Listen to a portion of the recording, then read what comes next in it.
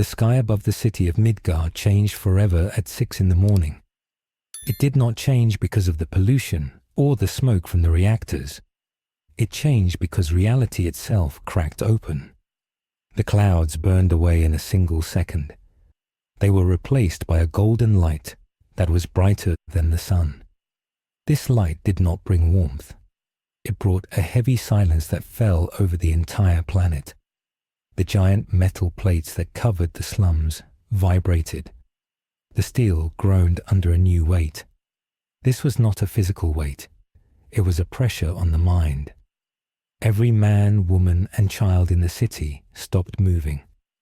They felt a sudden fear deep in their stomachs. It was the feeling of being watched by a predator that was too big to see. In the Shinra Electric Power Company tower, the sensors went blind. The needles on the energy gauges spun until they broke. The monitors that watched the Mako energy flow turned red. The planet was screaming. The Lifestream was the green blood of the world, and it flowed under the crust. It usually moved like a slow river. Now it crashed like a stormy ocean. The planet felt an intruder. This intruder was not a meteor. It was not a weapon. It was a soul so large and so powerful that it made the planet feel small. Deep in the northern crater, the ice melted instantly. The ancient monsters that slept in the mountains woke up and ran away. They did not know where to go. They just knew they had to get away from the golden light. Something ancient woke up inside the planet too. The giant guardians called weapons sensed a threat to the world. They began to stir in their deep slumber, but they were slow. The intruder was fast. The golden light solidified into a shape. It was a ship. The ship was vast. It was a cathedral of gold and iron that was miles long. It had engines that burned with the power of a captured star. The ship descended through the atmosphere. The heat from its hull turned the air into plasma. It stopped high above the city of Midgar. Its shadow covered everything. The people in the slums looked up and saw a new metal sky. They thought it was the end of the world. They were partially right. It was the end of their world. It was the beginning of the Imperium. Inside the Shinra boardroom, President Shinra looked out the window. His cigar fell from his mouth. He was a man who believed money and Mako could solve anything. He looked at the golden ship and knew that money was useless now. His generals shouted orders into phones that did not work. The radio waves were dead. The psychic static from the ship drowned out all technology. The president saw the panic in his advisors. He saw the fear in the eyes of the soldier operatives who were supposed to be the strongest warriors on the planet. Even Sephiroth in the training grounds felt the change. He held his sword and looked at the sky. For the first time in his life, he felt a power that made his alien cells shiver. The connection to his mother Genova suddenly went quiet. The alien entity inside the tank was hiding. It was hiding because the master of mankind had arrived. The Emperor stood on the bridge of his flagship. He looked down at the planet Gaia. He did not see a fantasy world. He saw a lost human colony. He saw a population that had forgotten its duty. He saw dangerous alien technology being used by greedy children. He saw the corruption of the warp beginning to seep into the planet through its open wounds. He had come to fix it. He would bring compliance. He would bring order. The golden ship prepared its landing craft. The Great Crusade had found a new world, and the Emperor would not accept surrender. He demanded absolute obedience.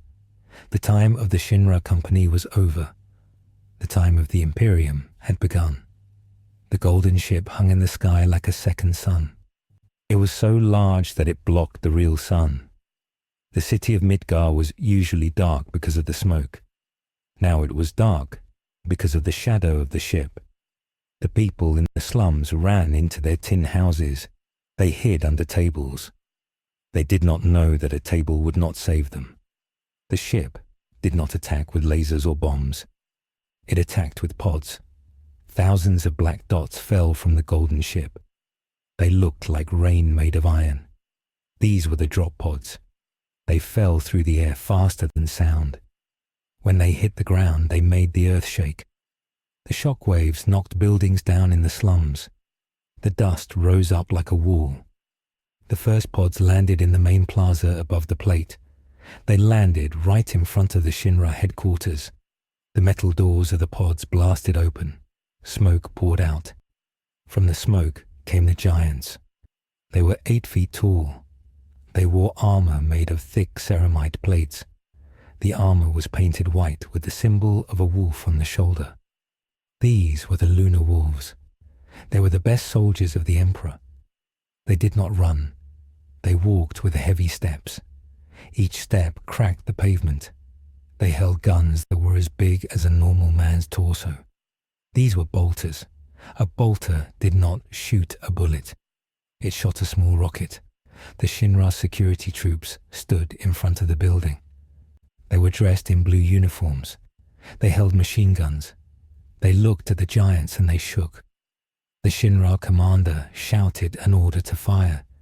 It was a brave order, but it was a stupid one. The Shinra soldiers pulled their triggers. The bullets hit the white armor. They sparked and bounced off. The giants did not even slow down. They did not take cover. They just raised their bolters. The noise of the bolters was the loudest thing the city had ever heard.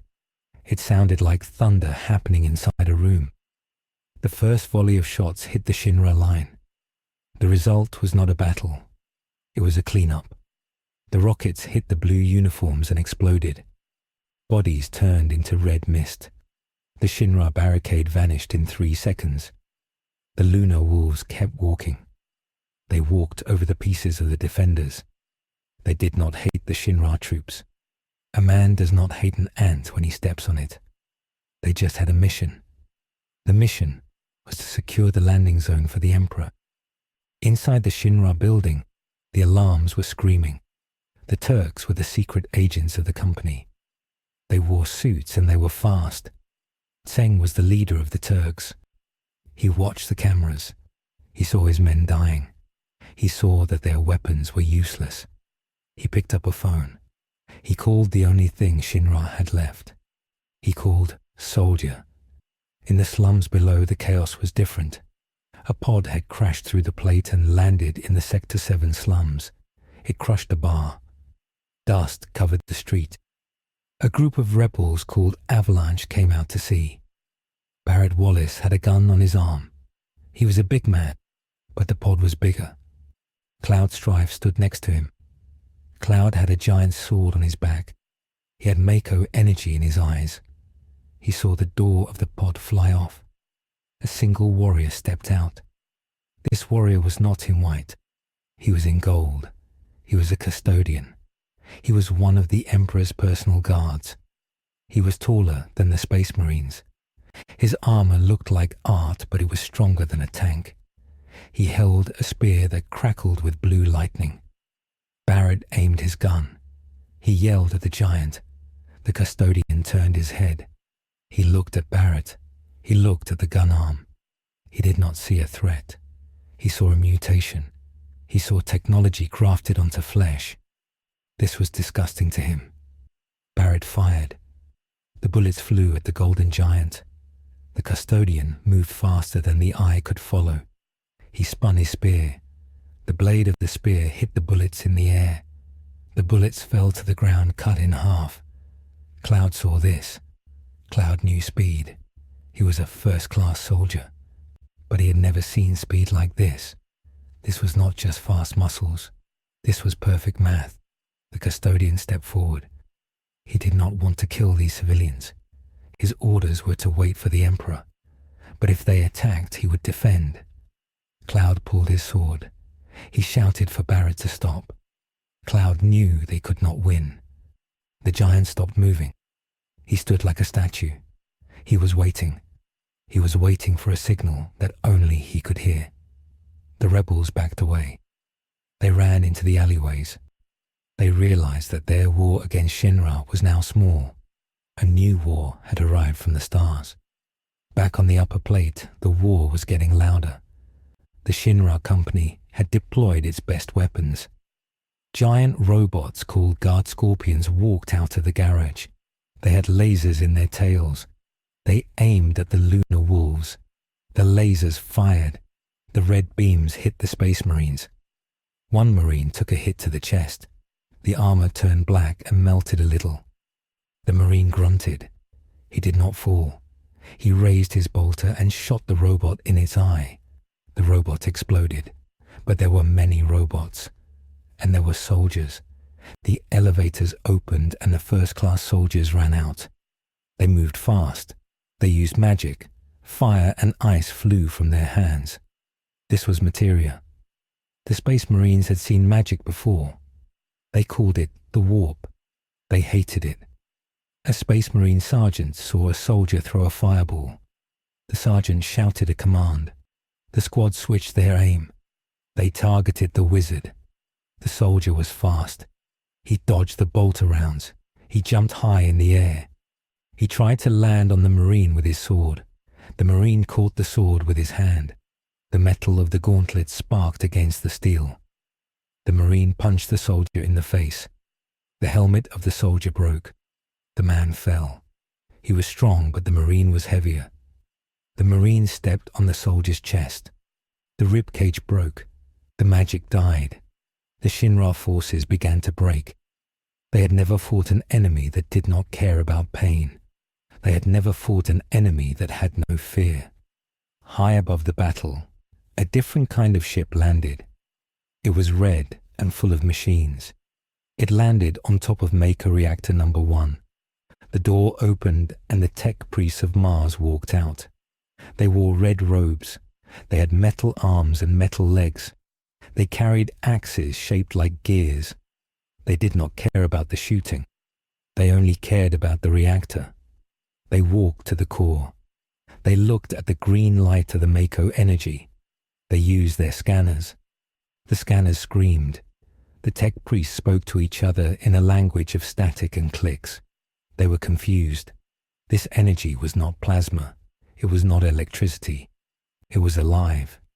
It was the soul of the planet. To the Mechanicus, this was a crime. The Shinra company was burning souls to make light bulbs. This was a waste of resources. It was also dangerous. If the souls were corrupted, they could open a door to the warp. The lead tech priest ordered the reactor to be shut down. Shinra engineers tried to stop them. The engineers had wrenches and pistols. The tech priests had mechadendrites. These were metal tentacles on their backs. The tentacles grabbed the engineers and threw them away. The tech priests began to sing a binary song. It was a prayer to the machine god. They started to dismantle the reactor. They wanted to study this technology. They wanted to see if it could be used for the Emperor. But they would not let the ignorant children of this planet use it. In the Shinra boardroom, President Shinra was sweating. The air conditioning was off. The power was flickering. He held a glass of expensive whiskey, but his hand shook. He spilled the drink. His generals were arguing. Heidegger was yelling that they should drop the plate on the invaders. The president knew that would not work. These invaders had survived the drop from space. A falling metal plate would just annoy them. Suddenly, the door to the boardroom exploded. It did not swing open. It turned into dust. 2 figures walked in. They were custodians. Their golden armor shone in the dim light. They filled the room with a sense of dread. The generals stopped shouting. They could not breathe. The custodians did not look at the generals. They looked at the president. One of the custodians spoke. His voice was deep. It sounded like a heavy stone sliding on a floor. He spoke in High Gothic first. The people in the room did not understand. The custodian adjusted his helmet speakers. He switched to the local language. He said one word: compliance. The president stood up. He tried to look powerful. He was a man who owned the world. He said that this was private property. He said that Shinra would not surrender. The custodian did not argue. He walked forward. The generals pulled their guns. They fired. The bullets hit the gold and did nothing. The custodian reached out and grabbed a general by the neck. He lifted him up with one hand. He squeezed. There was a wet crunch. The general went limp. The custodian dropped him. He looked at the president again. He repeated the word, compliance. The president fell back into his chair. He realized the truth. Money had no value here. Politics had no value. The only thing that had value was strength, and he had none. He nodded his head weakly. He whispered that he surrendered. The custodian did not smile. He did not cheer. He just tapped his helmet to send a signal. The signal went up to the golden ship. The first stage was complete. The government was decapitated. But the planet was not safe yet. Astartes, in the training grounds below the tower, Sephiroth stood alone. He had not joined the fight. He had felt the arrival. He felt the mind of the Emperor. It was like a bright light that burned away his secrets. Sephiroth usually heard the voice of his mother Genova. She usually whispered to him about power and destiny. Now she was silent. She was afraid. Sephiroth did not like fear. He griped his sword Masamune. His knuckles were white. He looked at the sky. He saw the golden ship. He felt a challenge. He was the strongest being on Gaia. He had never met an equal. He wondered if the owner of that ship was his equal or his superior. Sephiroth began to walk toward the elevators. He walked past the bodies of the MPs. He walked past the burning wreckage of the robots. He saw a space marine standing over a dead soldier. The marine saw Sephiroth. The marine raised his bolter. Sephiroth moved. He was a blur of silver hair and black leather. He cut through the bolter. He cut through the ceramite armor. He cut through the marine. The giant fell in 2 pieces. Sephiroth flicked the blood off his blade. He looked at the dead giant. He saw the biology inside. 2 hearts, 3 lungs, reinforced bones. This was not a human. This was a monster like him. Sephiroth smiled. For the first time in years, he was not bored. He stepped over the body and headed up. He wanted to meet the new king. The sun began to set, but the city was still bright. Fires burned in every sector. The hospitals were full. The streets were blocked. The Imperial army began to land. These were normal humans, but they were not like the Shinra troops. They were the Solar Auxilia. They wore void armor that was sealed tight. They carried laser rifles. They marched in perfect lines. There were thousands of them. They landed in the parks and the stadiums. They set up checkpoints. They put up banners with the symbol of the double-headed eagle. This was the Aquila.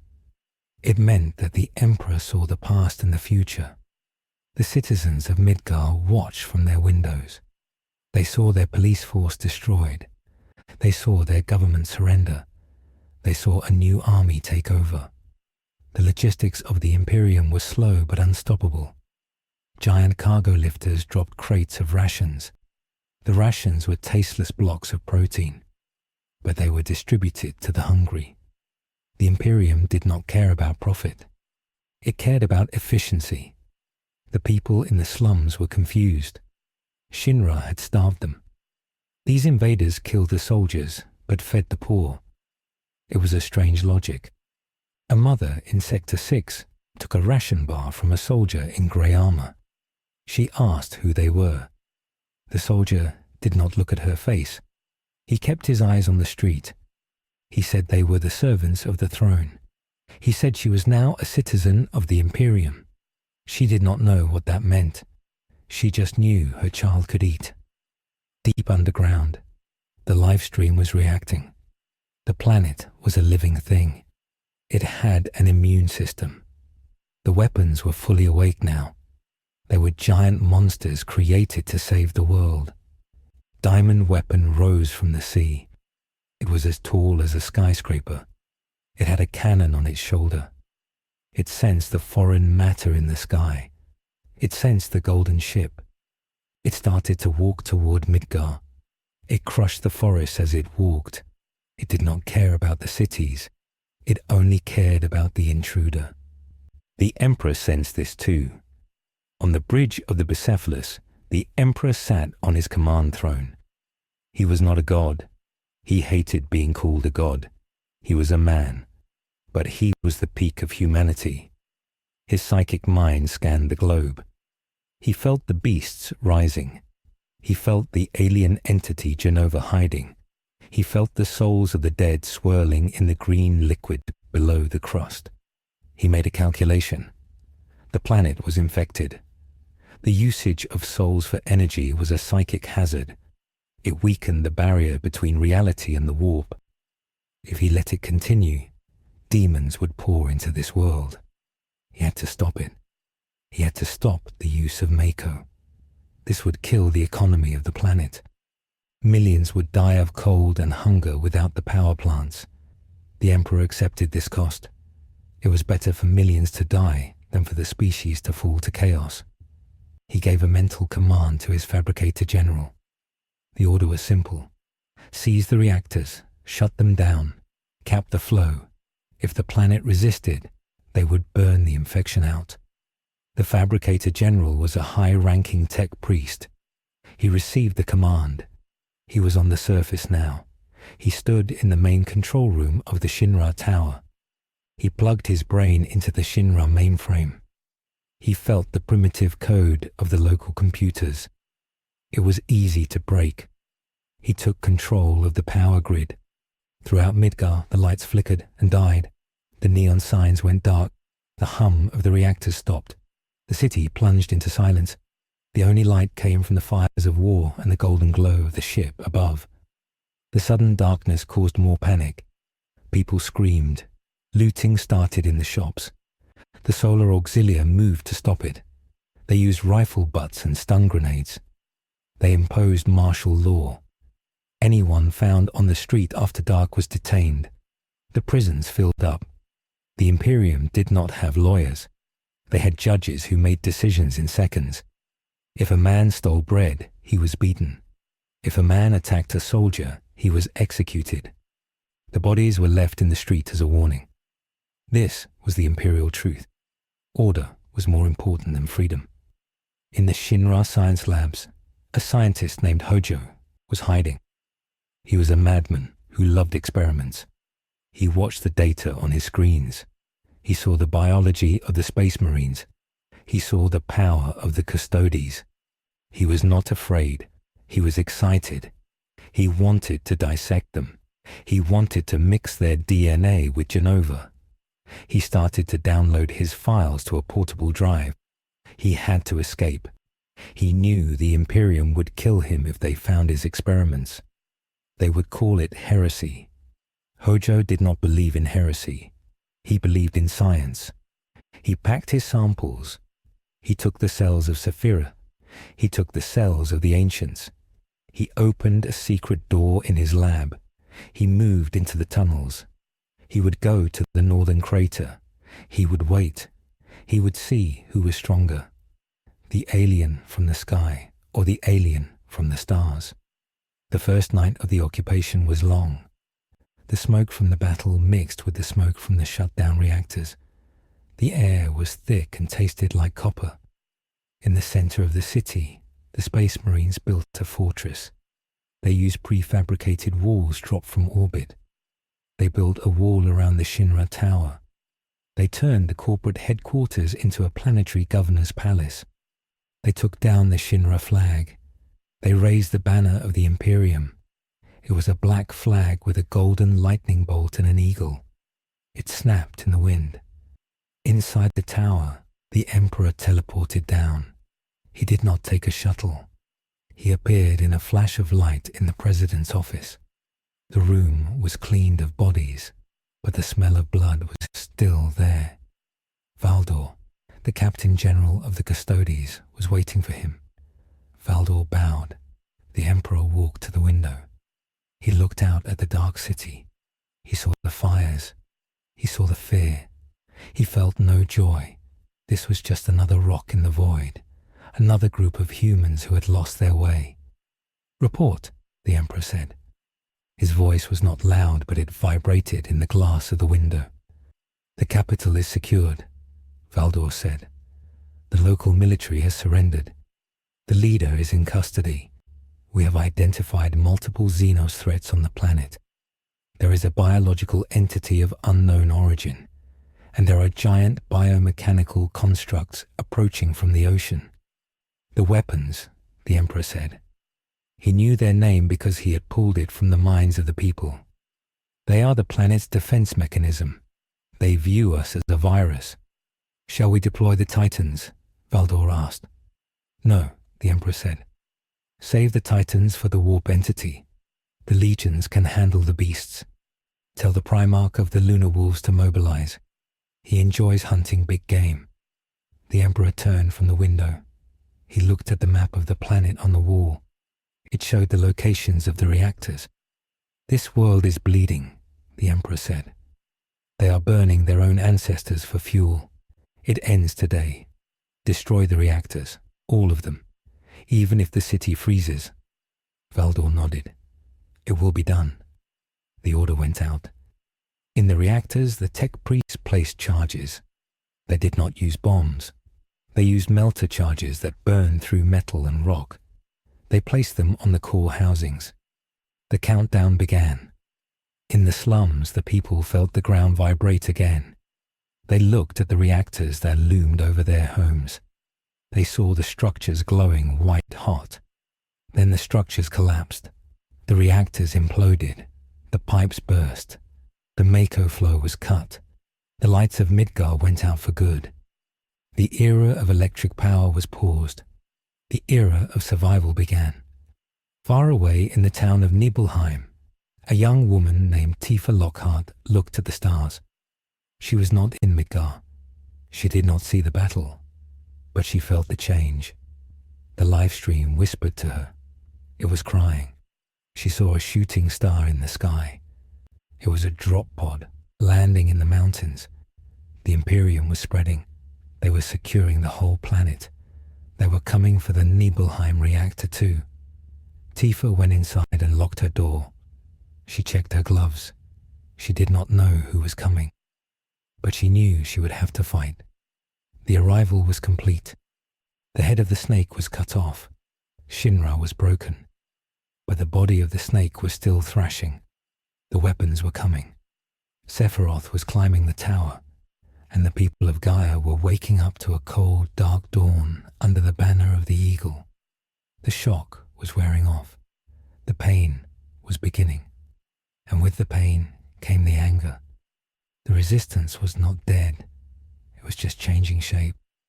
It would no longer be a rebellion against a company. It would be a crusade against a crusade.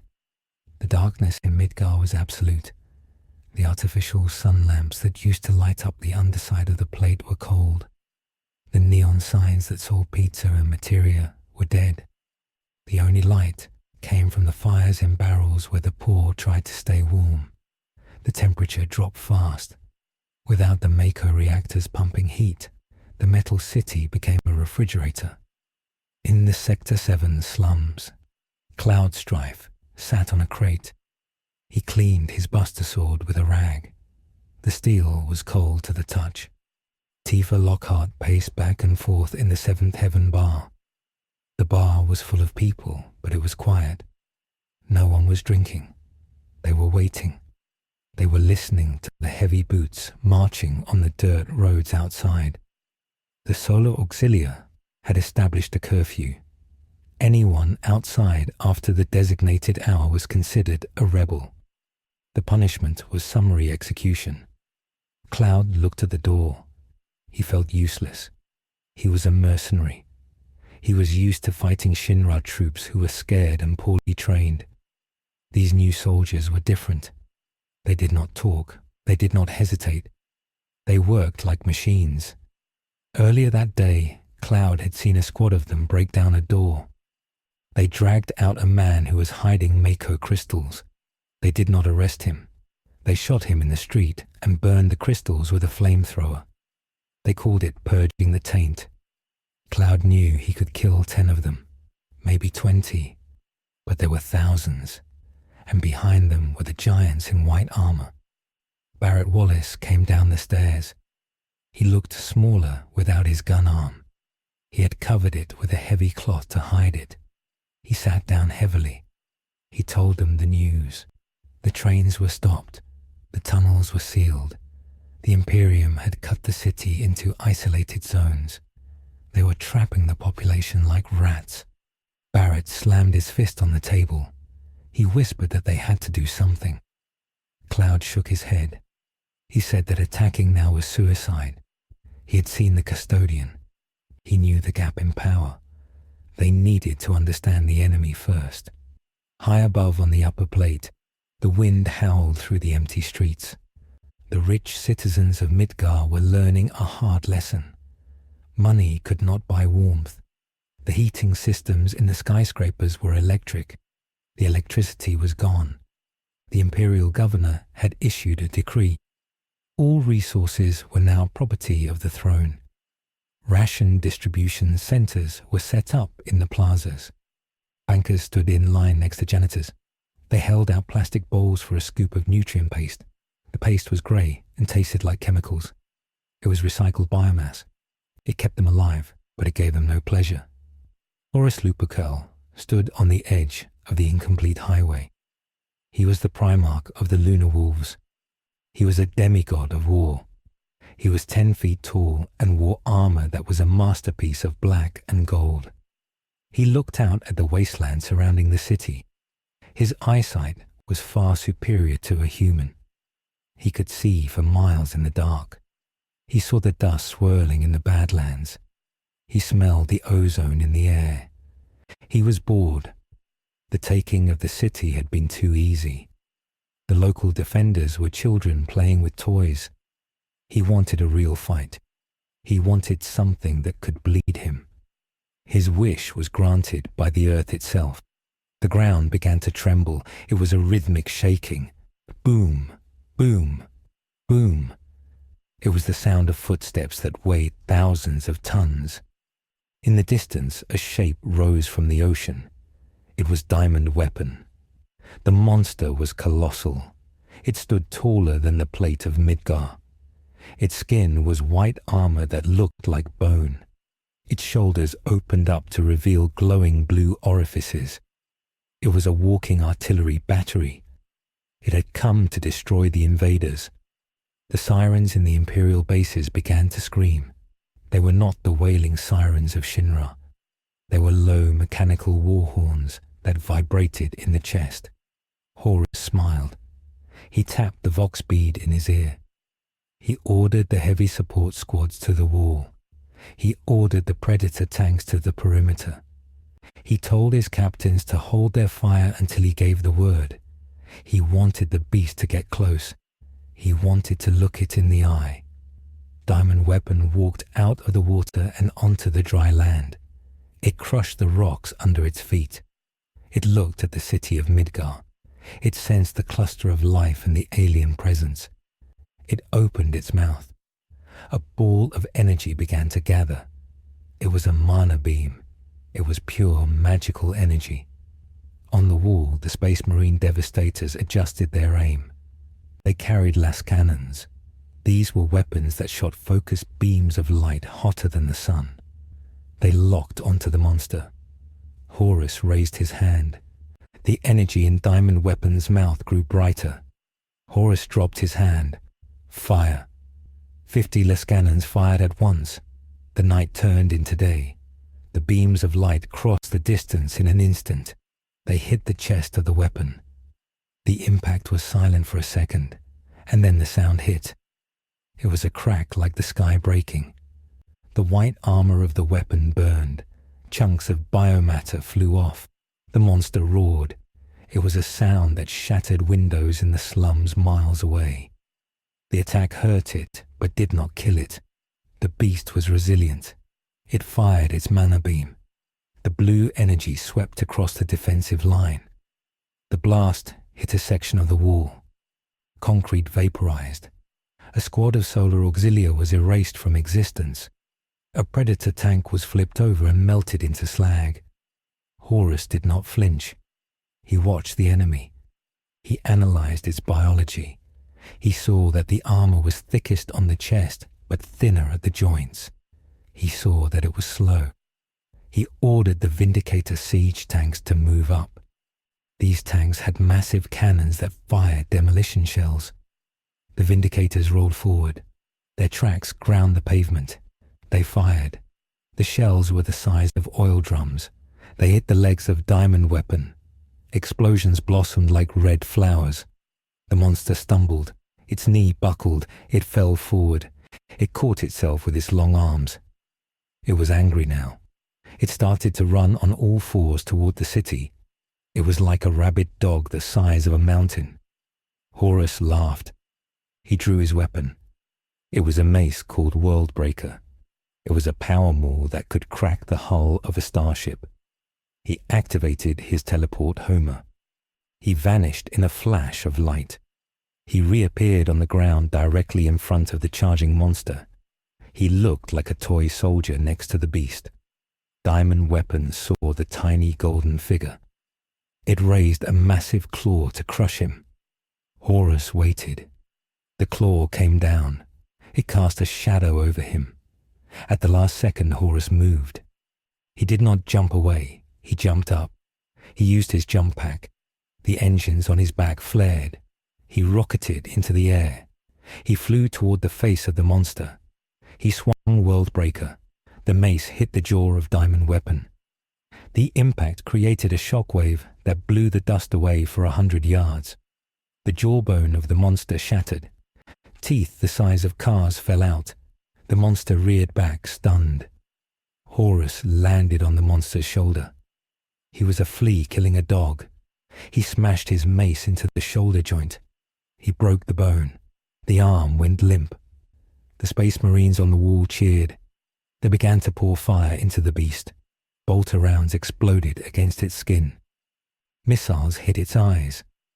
Diamond Weapon tried to shake the Primarch off.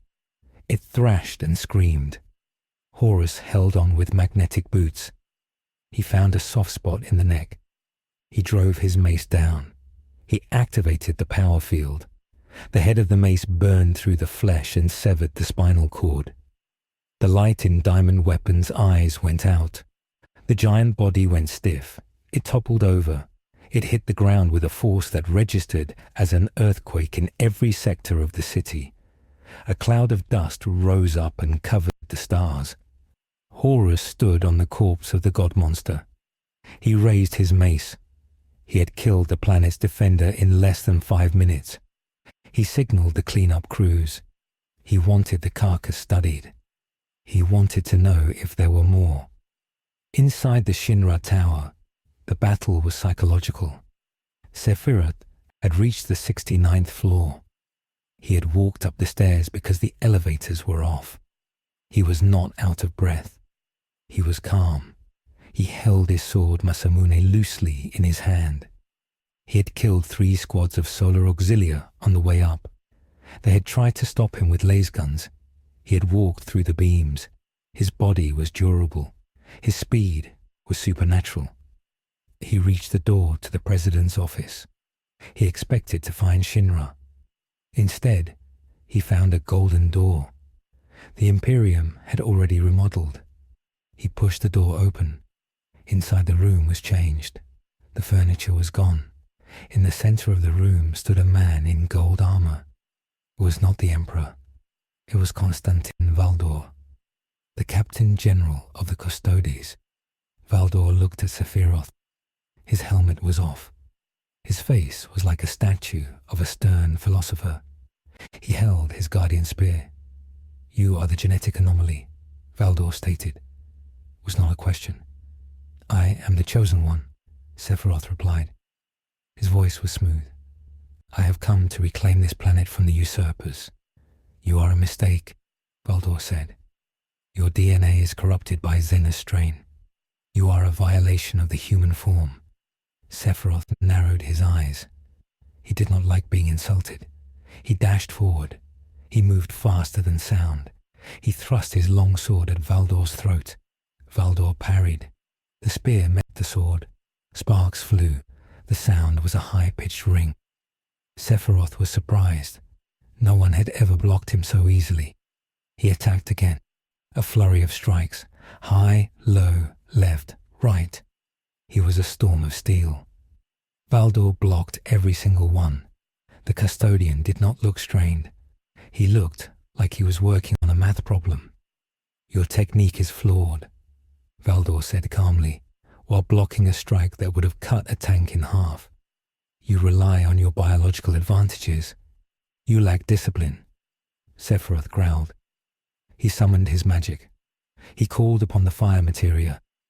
A blast of flame erupted from his hand. Valdor stepped through the fire. His armor absorbed the heat.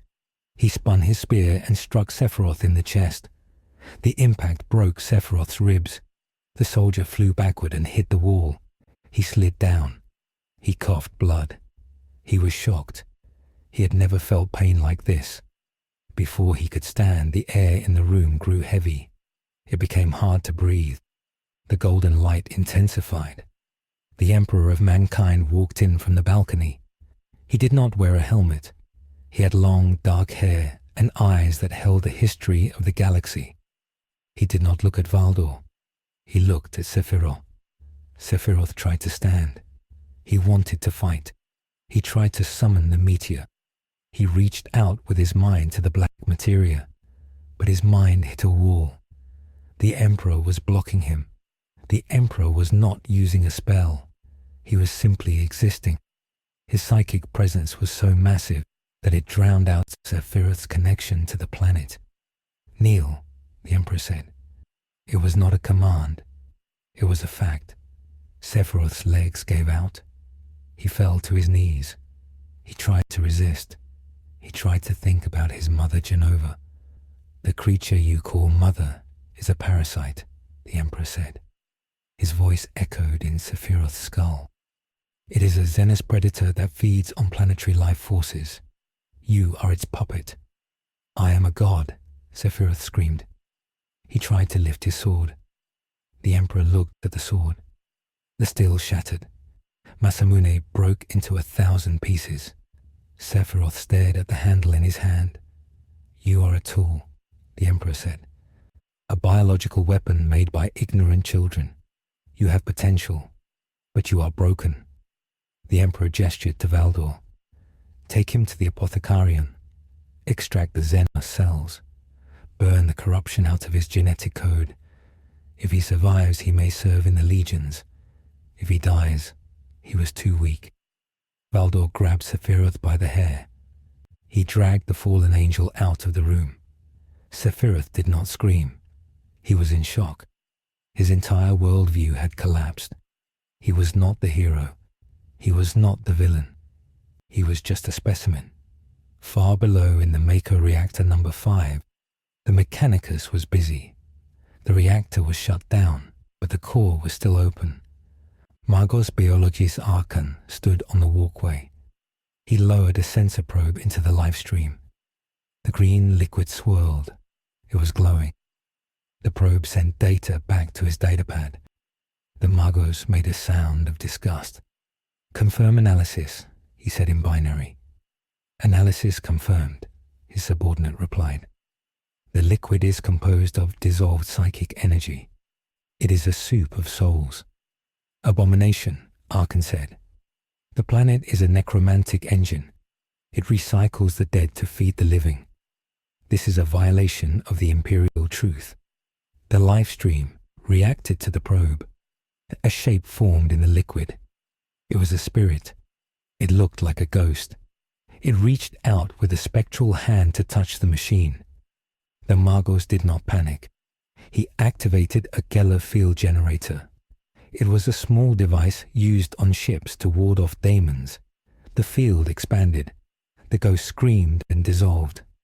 "The planetary spirit is hostile," Archon noted. "It displays traits of a rudimentary warp entity. We must purge it." The Magos ordered the pumping stations to be reversed. They would not pump Mako up. They would pump poison down. They began to pour promethium and toxins into the reactor. They wanted to kill the planet's consciousness. They wanted to sterilize the Lifestream. Deep in the earth, the planet screamed.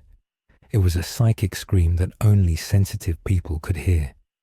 In the Sector 5 church, Aerith Gainsborough fell to the floor. She held her head. The flowers around her wilted instantly. The scream of the planet was deafening to her. She felt the poison entering the veins of the world. She felt the silence of the Emperor pressing down on the voices of the ancients. She was the last Cetra. She was supposed to protect the planet, but she was helpless. The doors of the church burst open. It was not the Turks. It was a squad of women in gold armor.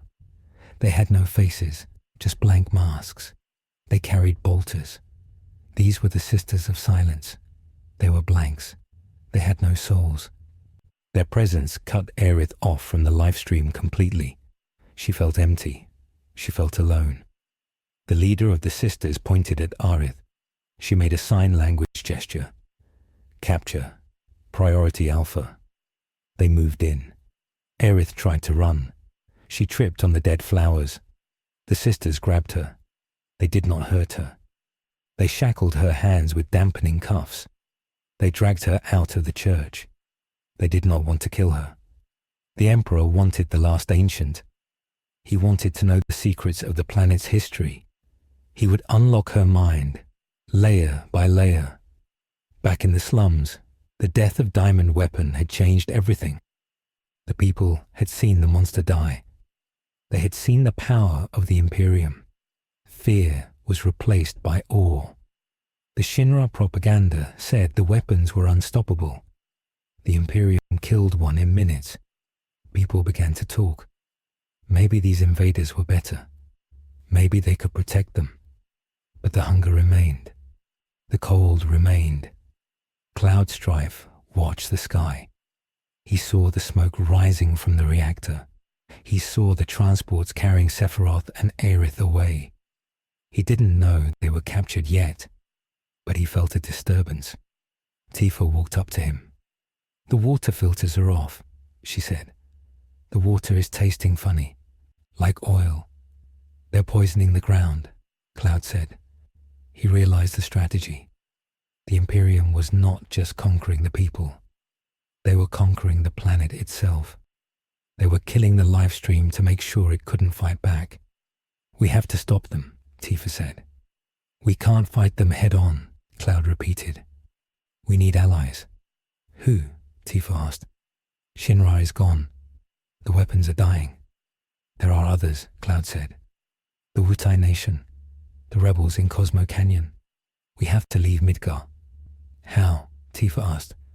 "The city is locked down." Cloud pointed to the train tunnels. "The trains aren't running, but the tunnels are still there. We go down. We go deep. We walk to the edge of the plate." It was a desperate plan, but it was all they had. Avalanche began to pack. They took their weapons. They took the remaining food. They prepared to leave the city that was becoming a tomb.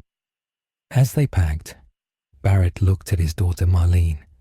She was sleeping in a coat that was too big for her. "Is she going to be safe?" Barrett asked. "No one is safe," Cloud said. "Not anymore." In the governor's palace, formerly the Shinra building, the administrative machine was working. Scribes were documenting the population. Servitors were calculating the tithe. The planet Gaia was rich in minerals. It was rich in biological diversity. It would be a valuable addition to the Imperium. The Emperor sat in the dark office. He was reading a datapad. It contained the history of the Genova project. He read about the experiments. He read about the degradation of the soldiers. He read about the promised land. "Foolishness," he muttered. "There is no promised land, only duty." He deleted the file. He stood up. The conquest of the capital was done. Now the Great Crusade would expand. He would send the legions to the other continents. He would burn Wutai. He would tear down the gold saucer. He would drain Cosmo Canyon. He would turn this fantasy world into a fortress of logic and iron. He contacted the fleet. "Prepare the heavy lifters," he ordered. "Begin the construction of the planetary shield. And bring the Titan legions down. I sense more beasts waking up in the north." The order was relayed. In orbit, the massive transport ships opened their bays. The god machines were coming. The Titans were 50-meter-tall walking tanks. If Diamond Weapon was a monster, the Titans were slayers of monsters. The Imperium was digging in. They were building factories. They were paving roads. They were erasing the culture of Gaia and replacing it with the culture of terror. The magic was dying. The science was taking over. And in the dark tunnels under the city, a small group of heroes began a long walk into the unknown. They carried the last spark of rebellion. But against the light of the imperial truth, a spark is hard to see. The catastrophe was not the battle. The battle was easy. The catastrophe was the silence of the planet as it was slowly strangled, the silence of the people as they realized their freedom was gone, the silence of the heroes as they realized they might be the last ones left. In the northern crater, Hojo watched his monitors. He saw the death of Diamond Weapon. He saw the capture of Sephiroth. He giggled. "Fascinating," he said. "They are so efficient, but they do not know what is truly in the crater. They do not know what Genova really is." He looked at the frozen form of the alien head. "Wake up, Mother," Hojo whispered. "We have guests." The eyes of the alien entity opened. They did not glow green like Mako. They glowed purple like the warp. The connection was made. The Imperium had brought its own demons with them, and the native demons were ready to make a deal. The true war for the soul of the planet was about to begin. It would not be fought with guns. It would be fought with madness. The occupation of Midgar was only the first step. The city was the brain of the planet, but the body was still fighting. The golden ship in orbit began to launch more dropships. They did not land in one place. They landed in a grid pattern across the eastern continent. The Imperium did not fight wars by chasing enemies. They fought wars by painting the map in their color. They moved like a flood. Every town and village on the way to the coast saw the black flags. The strategy was simple. Secure the resources, disarm the population, kill the monsters. In the mithril mines, the group known as Avalanche was hiding. They had walked for 3 days in the dark tunnels. Cloud Strife led the way. He held a glow lamp that was fading. The battery was almost dead. The air in the mines was stale. It smelled of sulfur and old sweat. Tifa walked behind him. She carried a heavy pack of water bottles. Barrett carried Marlene on his back. The little girl was silent. She had learned that noise brought danger. Red the Third Turd walked to the back. He was a beast with intelligence. He sniffed the air constantly. He smelled fear. They reached the exit of the mines on the other side of the mountains. They expected to see the open, grassy plains near Fort Condor. They expected to see the blue sky. Cloud pushed the heavy wooden door open. He stepped out and stopped. The sky was not blue. It was grey with smoke. The horizon was burning. In the distance, the massive structure of Fort Condor stood on its hill. The giant bird that lived on top of the reactor was screeching. It was a sound of pure panic. Cloud used his binoculars. He saw the hill was surrounded. It was not surrounded by Shinra troops. It was surrounded by the Imperial Army. Tanks painted in grey camo were dug in at the base of the hill. These were lemon rust battle tanks. They had cannons that looked like tree trunks. The soldiers were digging trenches. They were setting up artillery. They were not rushing up the hill. They were preparing to level it. The people of Fort Condor were fighting back. Cloud saw small flashes of light from the bunkers on the hill. They were using old machine guns and magic fire. It was pathetic. The Imperial tanks did not even move. A commander in the trench gave a signal. The artillery fired. It was a single coordinated volley. 50 shells hit the side of the hill at the same time. The earth exploded. The bunkers vanished in a cloud of dirt and concrete.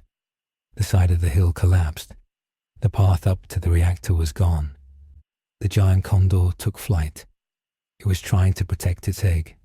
It dove down toward the tanks. It was a magnificent creature. It had a wingspan of 100 feet. In the old world, it was a legend. In the new world, it was a target. The Imperial Hydra flak tanks tracked the bird. Their quad autocannons spun up. They filled the air with a wall of lead. The bird did not stand a chance. The bullets tore through its wings. It screamed one last time and fell. It crashed into the reactor. The impact caused an explosion. The reactor went critical. A mushroom cloud rose up. The bird and the egg were ash. Barrett lowered his head. He had friends in Fort Condor. He knew they were all dead. The Imperium did not ask for surrender twice. If a city resisted, it was destroyed. This was a strategic chain reaction. The resistance in Midgar had made the Imperium angry. Now they were taking the gloves off. They were not just occupying. They were exterminating threats. Cloud pulled Barrett back into the shadows of the rocks. They could not help. They were ants watching a boot come down. They had to keep moving. They had to get to the western continent. They had to get to Junon. But Junon was already gone. The port city was the military capital of the old world. It had the sister ray. This was a cannon powered by Mako that could shoot across the ocean. The Imperium wanted it. The Iron Hands Legion had dropped directly onto the city. The Iron Hands were space marines who loved machines more than flesh. They replaced their hands with metal claws. They saw the sister ray, and they felt something close to love. They did not destroy it. They captured it. The battle for Junon lasted 1 hour. The Shinra sailors tried to fight. They used their submarines and their mechs. The Iron Hands walked through the fire. They used melter beams to cut the mechs in half. They boarded the submarines and sank them. They took the control room of the cannon. The tech priests arrived immediately. They looked at the Mako engine powering the gun. They shook their heads. It was inefficient. It was unstable. They began to upgrade it. They stripped out the Mako injectors. They installed plasma coils from their ships. They turned the sister ray from a magical cannon into a plasma annihilator. They pointed it west. They pointed it at Wutai. The news of the fall of Junon spread through the radio waves before the Imperium jammed them. In the nation of Wutai, the old warlord Godo stood in his pagoda. He held a letter. It was delivered by a drone. The letter was written on parchment. It said one word: compliance. Godo was a proud man. He had lost the war to Shinra, but he had kept his culture. He looked at his daughter Yuffie. She was sharpening a giant throwing star. She wanted to fight. Godo knew that fighting was death, but surrendering was also death. The Imperium did not want vassals.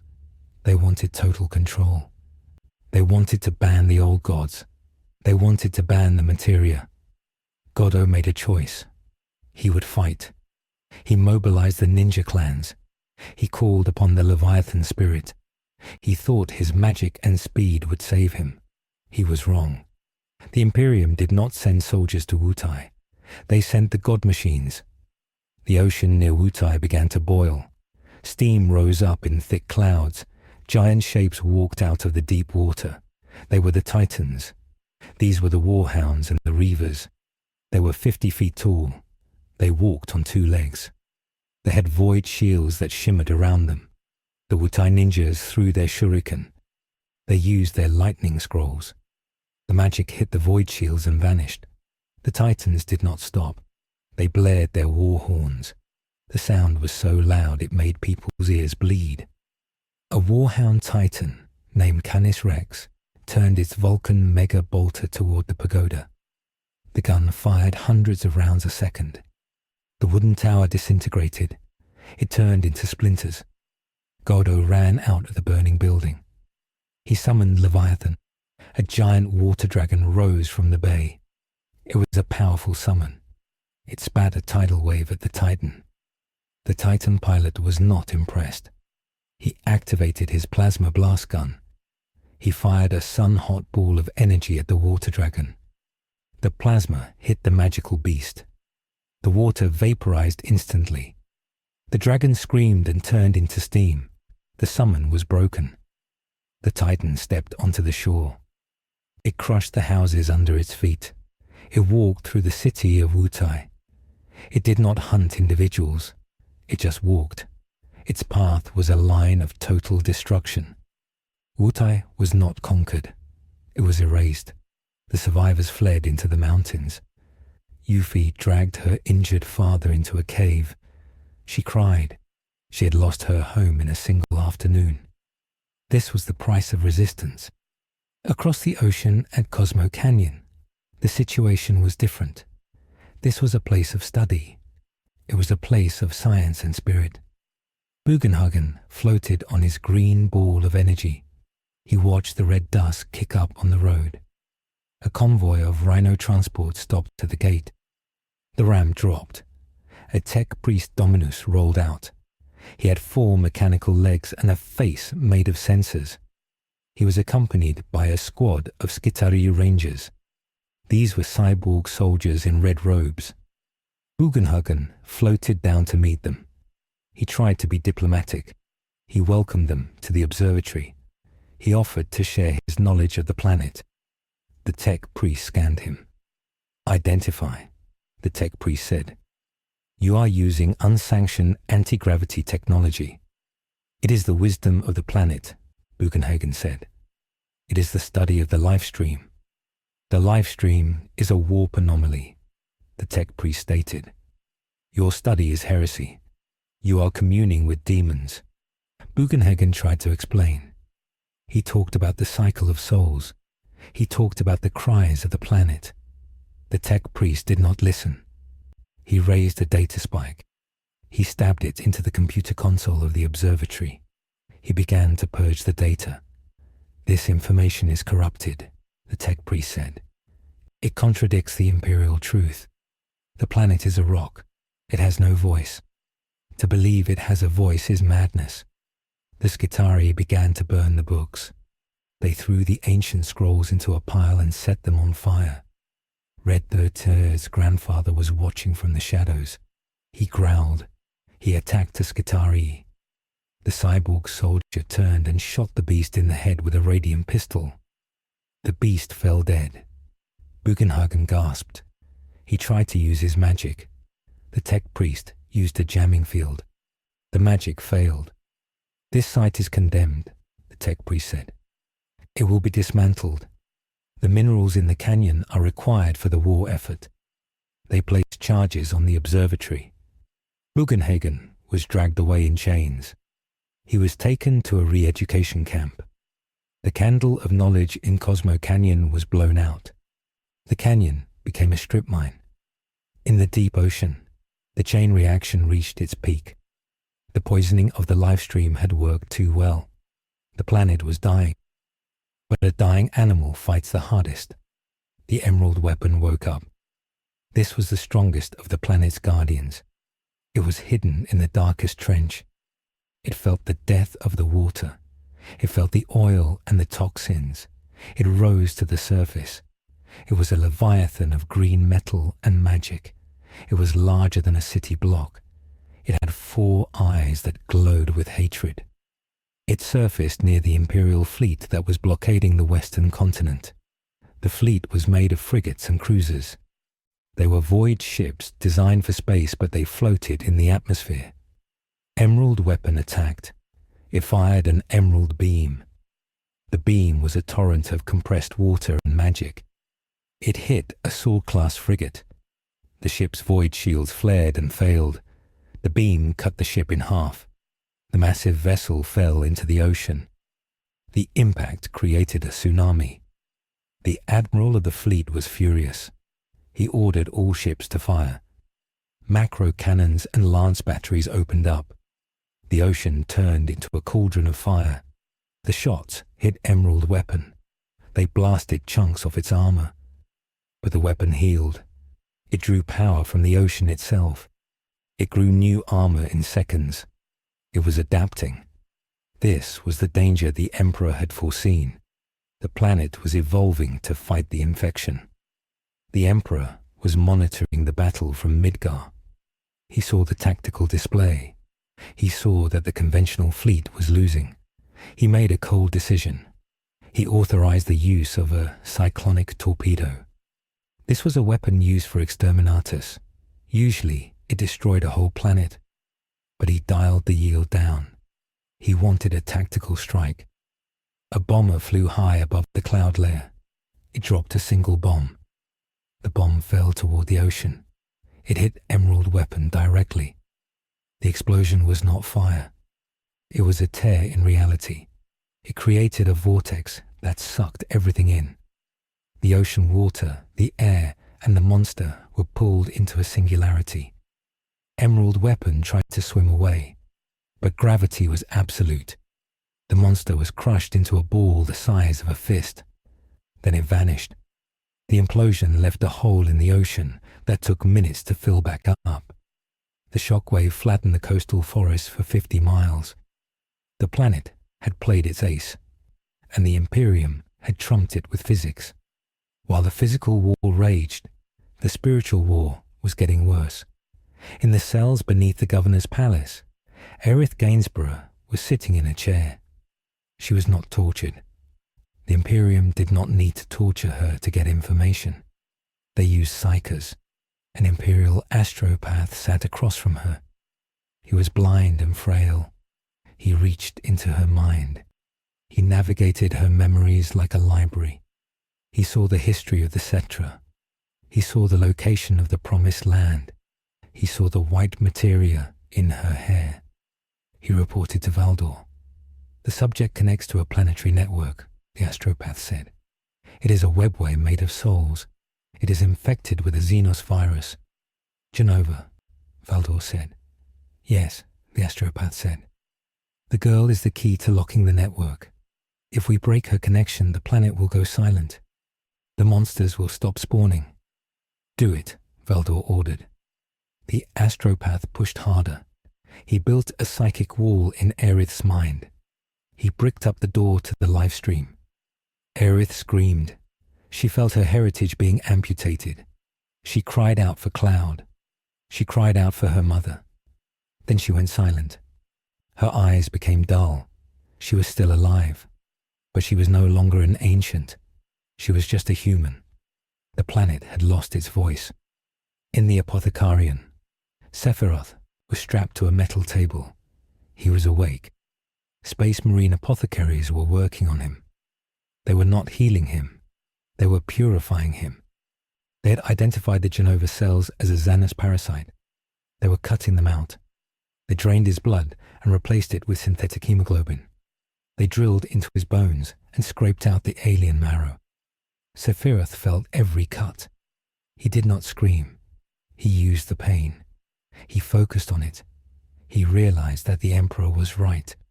His power had been borrowed. It was alien. It was not his. He felt a new sensation. It was hatred. Pure human hatred. He hated the alien inside him. He hated the Emperor for breaking him.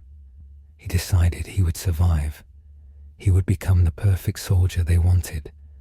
And then he would find a way to surpass them. The lead apothecary looked at the monitor.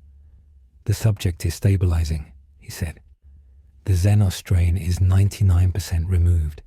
His physiology is accepting the gene seed implantation. They were turning Sephiroth into a space marine. They were giving him the Emperor's own genetic material.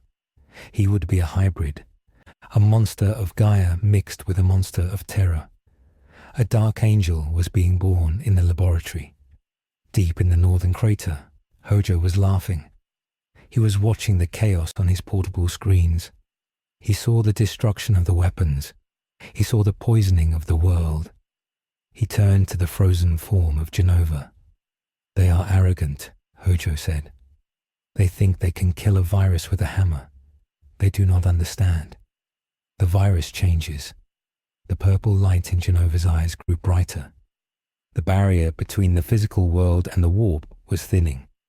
The death of so many people in the war was feeding the Chaos Gods. The despair of Wutai, the fear in Midgar, the anger of Avalanche. It was all food. Khorne, the blood god, looked at the violence in Wutai and smiled.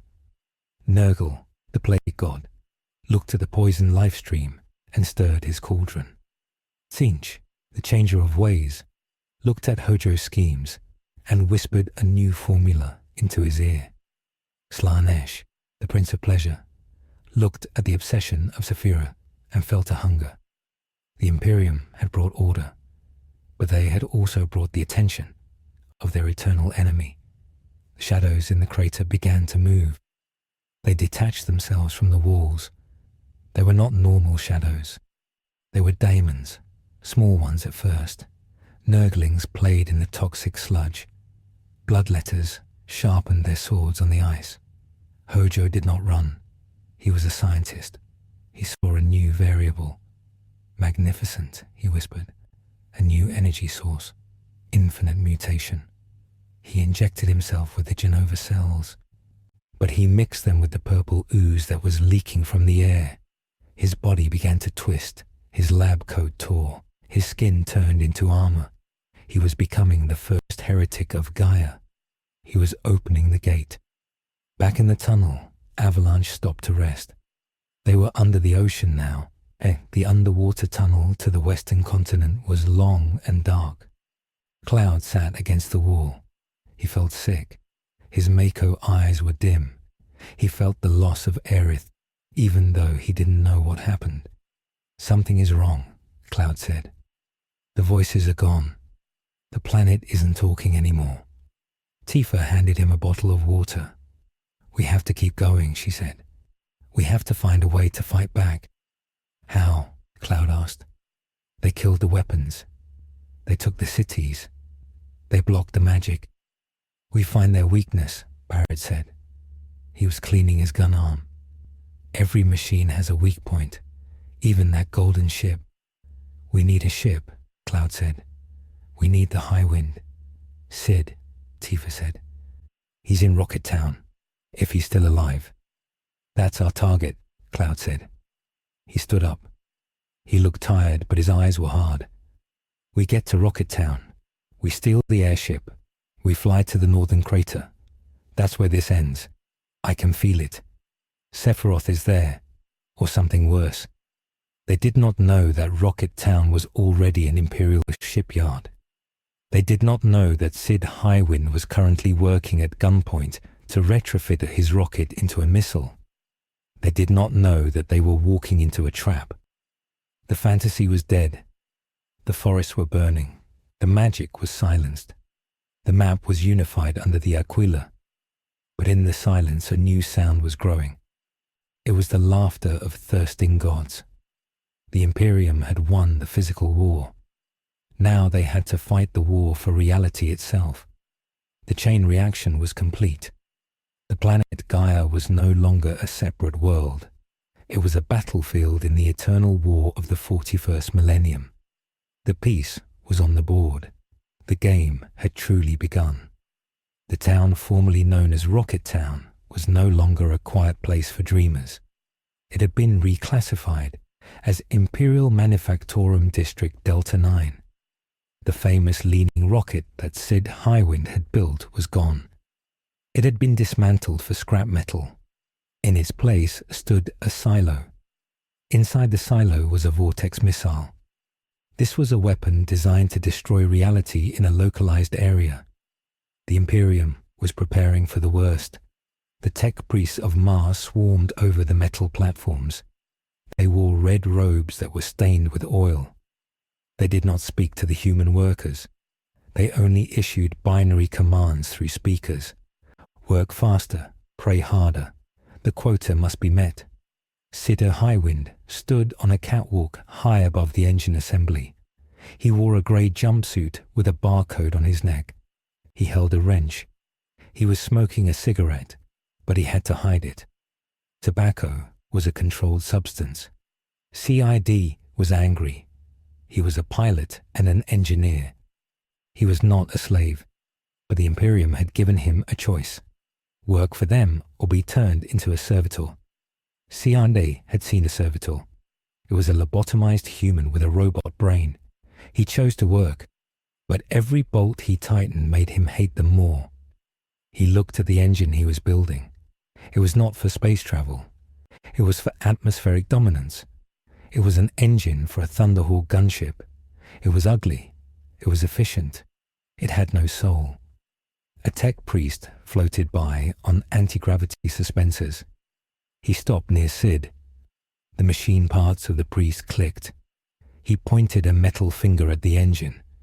He demanded a status report. CID took the cigarette out of his mouth and crushed it under his boot. He said the fuel injectors were aligned. He said the machine spirit was content. The tech priest did not understand sarcasm. He recorded the data and moved on. This was the small choice that started the catastrophe. The tech priest was named Magos Vul. He was tired. His logic circuits were overheated. He had received a warning signal from the long-range sensors in the northern crater. The sensors showed a spike in purple energy. It was a fluctuation in the warp.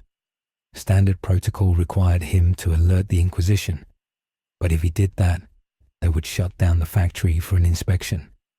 Vul would miss his production quota. If he missed his quota, he would be demoted. Vul made a calculation. The energy spike was probably just background radiation from the dead weapons. He decided to ignore it. He deleted the warning file. He marked the sector as clear. He chose his career over the safety of the planet. Outside the factory walls, the wind was cold. Cloud Strife and his team lay in the tall grass. They were covered in mud to hide their heat signatures. They had watched the patrols for 6 hours. They saw the pattern. The Skitarii guards walked in a perfect loop every 10 minutes. There was a 30-second gap when the shift changed. That was their window. Tifa looked at Cloud. She saw the exhaustion in his face. He was running on adrenaline and hatred. He did not have a plan B. They had to get the airship. The sun went down. The floodlights turned on. The shift change whistle blew. Cloud signaled the team. They moved. They did not run like heroes. They ran like rats. They scurried through the drainage ditch. They cut the wire fence with laser cutters. They entered the main hangar. The smell of oil and incense hit them. The hangar was huge. In the center sat the prize. It was not the Highwind. The Highwind had been seized and refitted. It was now painted battleship grey. It had Aquilus painted on the wings. Heavy bolter turrets were mounted on the deck. It was renamed the Spirit of Compliance. They climbed the maintenance ladder. They reached the deck. A servitor was sweeping the floor. It saw them. Its eyes were red lenses. It opened its mouth to sound an alarm. Barrett was faster. He hit the cyborg with the butt of his gun. The servitor fell with a metallic clang. They ran to the bridge. The door was locked. Cloud raised his booster sword. He did not care about stealth anymore. He slashed the lock. Sparks flew. They kicked the door open. Inside the bridge sat a pilot. It was a woman from the Imperial Navy. She wore a flight suit and a helmet connected to the ship by tubes. She looked at the intruders. She did not panic. She reached for her sidearm. Tifa jumped over the console. She kicked the gun out of the pilot's hand. She put a hand on the woman's shoulder. She told her to get out. The pilot looked at Tifa. She spat in Tifa's face. She said that traitors die. Cloud grabbed the pilot and threw her out of the chair. He did not kill her.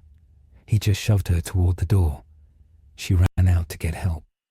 Sidi Highwind burst onto the bridge from the engine room door. He had seen them on the cameras. He was laughing. He looked like a madman. He hugged Barrett. He slapped Cloud on the back. He said he had been waiting for this. He jumped into the pilot's chair. He ripped the interface cables out of the console. He didn't need a neural link. He needed his hands. He fired up the engines. The ship groaned. The docking clamps screeched. Sid didn't wait for them to release. He pushed the throttle to maximum. The ship lurched forward. It tore the clamps out of the floor. The Highwind shot out of the hangar. The alarm finally sounded. It was a deafening siren. Anti-aircraft guns on the ground swiveled. They fired lines of red tracer fire into the sky. The ship shook. Bullets bounced off the new armor. Saidi laughed harder. He pulled the yoke back. The ship climbed into the clouds. They were free, but they were not safe. The radar screen lit up. 3 dots appeared behind them. These were not slow Shinra planes. These were Xiphon interceptors. They were Space Marine fighters. They were faster than sound. Cloud looked at the screen. He knew they couldn't outrun them. He told Sid to head north. They had to get to the crater. CID argued. He said the ship would fall apart. Cloud insisted. He said the end of the world was starting in the north. CID grumbled but turned the wheel. The ship banked hard. The interceptors fired missiles. The missiles tracked the heat of the engines. CID deployed countermeasures. Flares burst behind the ship. The missiles hit the flares. Explosions rocked the air. Meanwhile, in the northern crater, the consequences of Margosvul's choice were blooming. Hojo stood in the center of the crater. He was no longer human. His body was a mass of tentacles and eyes. He had merged with the Genova cells, but he had done something more. He had used the suffering of the planet as a key. He chanted a spell that was not magic. It was Enuncia. It was the language of chaos. The walls of reality thinned. The purple static that Vol had ignored turned into a tear. The air in the crater ripped open like wet paper. A hole in the universe appeared. It was a warp rift. Through the hole came the things that lived in the nightmare. Demons of Tzinch flew out. They looked like manta rays made of screaming light. Demons of Nurgle oozed out of the ground. They were rotting heaps of flesh with rusty swords. The Imperium's sensors in Midgar screamed. The Emperor felt it instantly. He stood up from his throne. His eyes burned with golden fire. He knew this feeling. It was the ruinous powers. They had found him. The Emperor contacted Horus. His voice was not calm. It was the voice of a general who sees the flank collapsing. He ordered the fleet to bombard the north. He ordered the Titans to walk. He ordered the Grey Knights to deploy. The Grey Knights were a secret chapter. They were the demon hunters. They teleported from the golden ship directly into the crater. They wore silver armor. They carried Nemesis force weapons. They were the only ones who could fight the warp. Back on the Highwind, the chase was ending. The Space Marine interceptors were closing in. They were about to fire their last cannons. Suddenly, the sky ahead of them turned purple. The clouds swirled into a funnel. Lightning that looked like blood struck the mountains. The interceptors broke off. They received new orders. All units were diverted to the rift. The Highwind was ignored. The small threat was forgotten because the apocalypse had arrived. Cloud looked out the window. He saw the beam of purple light shooting into space. He felt the sickness in his gut. It was the same feeling he had when Sephiroth burned Nibelheim, but 1,000 times worse. The radio on the ship crackled. It picked up a broadcast on an open frequency. It was a voice. It was not human. It was a wet, gurgling sound. It was Hojo. He was broadcasting his triumph to the world. He said the planet was now the property of the Changer of Ways. He said the flesh was weak, but the war was eternal. The high wind flew over the rim of the crater. The crew looked down. They did not see ice and snow. They saw hell. The crater was filling with demons. The Imperial Grey Knights were fighting them. It was a battle of legends. The silver giants fought the colourful horrors. Blue fire clashed with golden psychic energy. But the demons were infinite. The portal was growing. Cloud saw a figure standing on a ridge overlooking the battle. It was a space marine in black armour, but he had long silver hair. He held a massive sword. It was Sephiroth. He had been deployed by the Emperor. He was the Imperium's answer to the native threat. Sephiroth looked at the chaos below. He did not look afraid. He looked focused. He was a weapon now, a tool of the throne. He jumped from the ridge. He landed in the middle of a pack of bloodletters. These were red demons with horns. Sephiroth moved. He was faster than before. His gene seed upgrade had unlocked his potential. He cut through the demons like they were paper. He was efficient. He did not play with his food anymore. Cloud told Sid to land. Saidi shouted that he was crazy. He said they would die instantly. Cloud said they had to stop Hojo. If the portal stayed open, the whole planet would be sucked into the warp. Tifa agreed. Barrett checked his gun. They were going to land in hell. Cid cursed, but he lowered the ship. He aimed for a small plateau near the center. The ship slammed into the ground. The landing gear collapsed. They were down. They ran down the ramp. The air smelled of ozone and rotting meat. A group of plague bearers shambled toward them. They were one-eyed monsters covered in flies. Barrett opened fire. His gun tore them apart, but they kept coming. They did not feel pain. Cloud rushed forward. He used his sword to decapitate them. Tifa used her martial arts. She punched a demon in its single eye. Her glove was soaked in black ichor. They fought their way toward Hojo. The mutated scientist was floating above the rift. He was growing larger. He was becoming a demon prince. He saw Cloud. He laughed. "The failure returns," Hojo boomed. "You are too late. The merger is complete." Hojo waved a tentacle. A bolt of warp lightning struck the ground near Cloud. The impact threw him back. Cloud hit a rock. His sword flew out of his hand. He was dazed. A demon raised its sword to finish him. Suddenly, a bolter shell exploded the demon's head. Cloud looked up. A squad of space marines had arrived. They were not Grey Knights. They were lunar wolves. They were led by a captain named Loken. Loken looked at Cloud. He did not shoot him. "The enemy of my enemy," Loken said. "Get up, native. Fight or die." The Imperium and the rebels were fighting on the same side. It was a strange alliance born of necessity. The Space Marines provided the wall of fire. Avalanche provided the speed. They pushed toward Hojo. But Hojo was too strong. He was drawing power from the rift. He was invincible to physical attacks. "We need to close the gate," Cloud shouted to Loken. "We need a psychic anchor," Loken replied.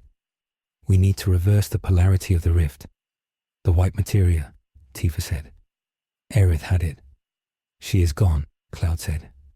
"The Imperium took her." "No," a voice said behind them. It was Sephiroth. He walked out of the smoke. His armor was covered in demon blood. He looked at Cloud. There was no recognition in his eyes, only tactical data. The subject, Aerith Gainsborough, was processed. Sephiroth stated coldly. Her psychic potential was harvested. It is contained in this device. Sephiroth held up a metal canister. It glowed with a pale green light. It was a psychic grenade. It contained the distilled soul of the ancient. The Imperium had turned the planet's savior into a weapon. "Deploying payload," Sephiroth said. He primed the grenade. He looked at Hojo. Target locked. Sephiroth threw the canister. It flew through the air. Hojo saw it coming. He tried to catch it with a tentacle. He was too slow. The canister hit the center of the rift.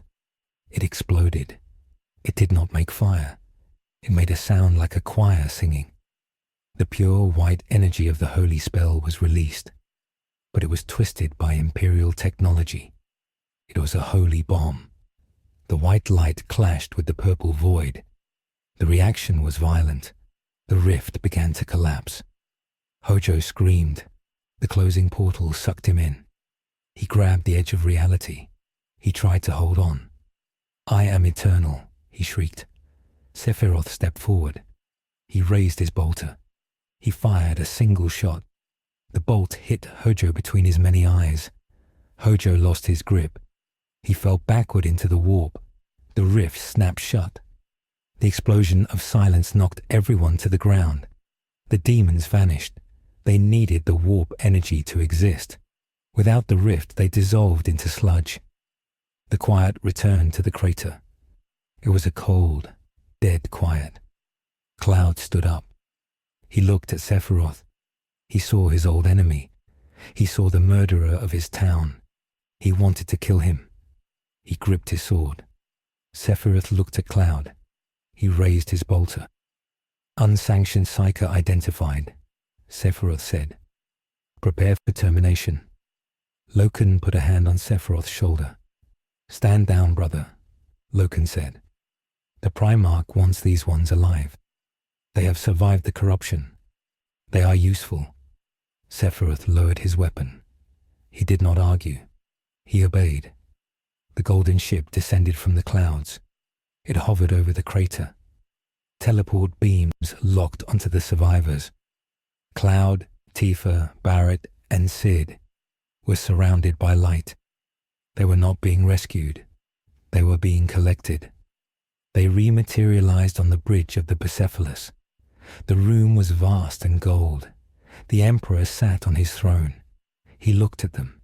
He did not look angry. He looked disappointed. "You play with forces you do not understand," the Emperor said. "You almost doomed this world." "We tried to save it," Cloud yelled. "You are the one who destroyed it." The custodians stepped forward to strike Cloud down. The Emperor raised a hand. "I destroyed the illusion," the Emperor said. "I destroyed the false comfort. Now you see the truth. The universe is a war. There is no peace. There is only survival." The Emperor stood up. He walked down the steps. He looked at the planet on the view screen. It was scarred. The oceans were grey. The forests were burnt. The crater was a black wound. "This world is no longer a garden," the Emperor said. "It is a fortress, and you are its garrison." He looked at Avalanche. "You have strength. You have will. You will not be executed. You will be conscripted." Cloud looked at his friends. He realized the choice was gone. The rebellion was over. The game had changed. They were not fighting Shinra. They were not fighting Sephiroth. They were soldiers in an army that spanned the galaxy. "What if we refuse?" Barrett asked. "Then you are waste," the Emperor said. "And waste is recycled." The massive outcome was clear. The independence of Gaia was over. The chance for the planet to heal naturally was gone. The holy spell was used up. The weapons were dead. The Lifestream was capped. The planet was now fully integrated into the Imperium of Man. It was designated a recruitment world. Its population would be bred for war. Its resources would be stripped for the crusade. The heroes had survived, but they had lost their cause. They were no longer freedom fighters. They were potential space marines, sisters of battle, or Imperial Guard officers. Cloud looked at his hands. He felt the Mako fading. He felt the cold logic of the Emperor entering his mind. He realized that this was not a story about saving the world. It was a story about surviving the saving. High above the planet, the Astronomicon, the Emperor's psychic beacon, flickered. The rift in the crater had been closed, but it had left a scar. The veil was thin there. The Chaos Gods had tasted the flavor of Gaia. They would not forget it. The Emperor knew this. He ordered the construction of a grey night fortress over the crater. The Nibelheim incident was just the prologue. The long war had come to Final Fantasy VII, and in the shadows of the ship, Sephiroth stood at attention. He did not remember his mother. He did not remember his hate. He only knew his duty. He was the first of the Gaian chapter. The one-winged angel was gone. The angel of death remained. This ended not with a bang, but with the heavy sound of a prison door closing. The planet was safe from chaos for now, but it was a prison, and the warden was the master of mankind. The people of Midgar went back to work. The factories churned. The smoke rose. It was 6 a.m. again, but the sun would never look the same. The golden light was permanent, and it was heavy. The small choice of a lazy tech priest had forced the Emperor to reveal the true nature of the universe to the primitives. Innocence was the price of survival, and the bill had been paid in full. The stage was set for the final convergence, the offer that could not be refused, the integration of the fantasy into the grim darkness of the far future. The story was no longer about life. It was about war, only war. The war for Gaia was officially over. It did not end with a treaty. It did not end with a parade. It ended with the arrival of the Administratum. These were the bureaucrats of the Imperium. They came down from the sky in grey shuttles that looked like flying coffins. They carried datapads and quills. They did not carry guns, because the Space Marines had already done the killing. They walked into the ruins of the Shinra building and began to count. They counted the people. They counted the factories. They counted the surviving livestock. They calculated the exact value of the planet. To them, Gaia was not a world of stories or magic. It was a resource. It was a number on a spreadsheet in the Terra archives. The city of Midgar was renamed. It was no longer a city. It was designated Hive Primus. The construction crews began to build upward. The plate that separated the rich from the poor was removed. It was replaced by layers of hab blocks that reached into the clouds. The sun was blocked out permanently by the smog of industry. The Mako reactors were gutted. The glowing green pipes were torn out. They were replaced by promethium refineries. Promethium was a dirty fuel. It burned black. It coated the buildings in soot. The people of the slums were put to work. There was no unemployment in the Imperium. Every man, woman, and child had a job. The job was to work until they died. In the high orbit, the Bucephalus prepared to leave. The Emperor had other wars to fight. He did not stay for the rebuilding. He left that to his sons and his generals. But before he left, he had to finalize the assets. The assets were the heroes of the rebellion. Cloud Strife, Typha Lockhart, Barrett Wallace, and the others were held in the brig of the Golden Ship. They were not in cells. They were in medical stasis pods. They were asleep.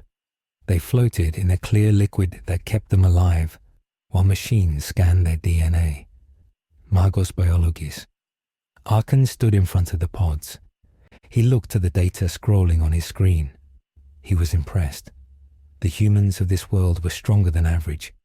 The exposure to Mako radiation had mutated them slightly. It made them denser. It made them faster. It made them perfect recruits. Arkan pressed a button. The liquid drained from Cloud's pod. The glass hissed and opened. Cloud fell to the floor. He was naked and shivering. He coughed up the fluid. He looked up. He expected to see a prison guard. He saw a giant in golden armor. Constantin, Valdor, looked down at Cloud. The Captain General did not offer a hand. He waited for Cloud to stand. Cloud pushed himself up. His muscles ached. He felt different. The Mako in his blood was gone. The Imperium had filtered it out. He was just a man now. But he was a man who had fought a demon prince. Dress, Valdor said. He pointed to a pile of clothes on a bench. It was not the soldier uniform. It was a grey body glove. Cloud dressed in silence. He knew he could not fight. He felt the hum of the ship's engines. He knew he was in space. "Where are my friends?" Cloud asked. "They are being processed," Valdor said. "Their fate depends on you." "What do you want?" Cloud asked. "We want your compliance," Valdor said. "You have a genetic gift. Your body accepts enhancements that would kill a normal man.